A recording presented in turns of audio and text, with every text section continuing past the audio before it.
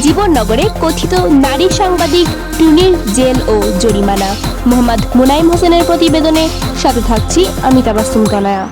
চুয়াডাঙ্গা জীবননগরে আলোচিত কথিত নারী সাংবাদিক মোসাম্মদ মাসুরা খাতুন টুনিকে 7 দিনের জেল ও 500 টাকা জরিমানা করা হয়েছে। 3 মে শনিবার বিকালে 4টার দিকে ভ্রাম্যমাণ আদালতের মাধ্যমে তাকে এই জেল ও জরিমানা করা হয়।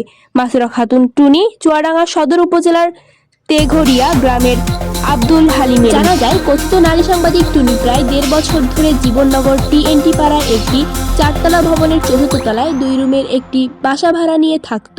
প্রতিনিয়তই সে বাসায় বাইরে থেকে ছেলে মেয়ে নিয়ে এসে অসামাজিক কার্যকলাপ করত এবং করাতো। শনিবার টুনির রুমে অসামাজিক কার্যকলাপ হচ্ছে এমন সংবাদের ভিত্তিতে এলাকাবাসী হানা দেয়। এ সময় টুনির সাথে থাকা একটি ছেলে ও একটি মেয়েকে আটক করে থানায় খবর দেওয়া হলে পুলিশ এসে টুনির রুম থেকে জন্ম নিয়ন্ত্রক, কন্ডোমের প্যাকেট, বেশ কয়েকটি বিদেশি মদের খালি বোতল, ইয়াবা খাওয়ার সরঞ্জামাদি ও কয়েকটি পত্রিকার পরিচয়পত্র।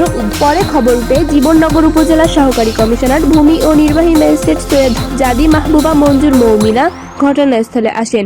ভ্রাম্যমাণ আদালতের বিচার বলেন, মোসাম্মদ মাসুরা খাতুন টুনি সবার সামনে নিজের দোষ স্বীকার করেছেন। তাকে জীবননগর পৌরসভার কাজীপাড়ায় জনসাধারণের শাস্তি বিনষ্ট ও বিরক্তিকর অশ্লীল আচরণ করায় মাদকদ্রব্য নিয়ন্ত্রণ আইন 2018 এর 36(5) ধারায় 7 দিনের জেল ও 500 টাকা জরিমানা করা হয়েছে এবং পরবর্তীতে অপরাধ না করার জন্য সতর্ক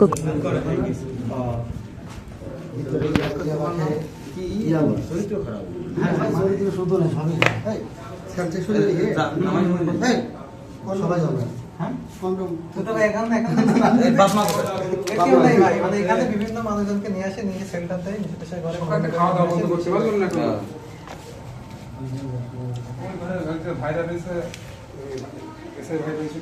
রাশেদ রহমান ওই আইডিতে না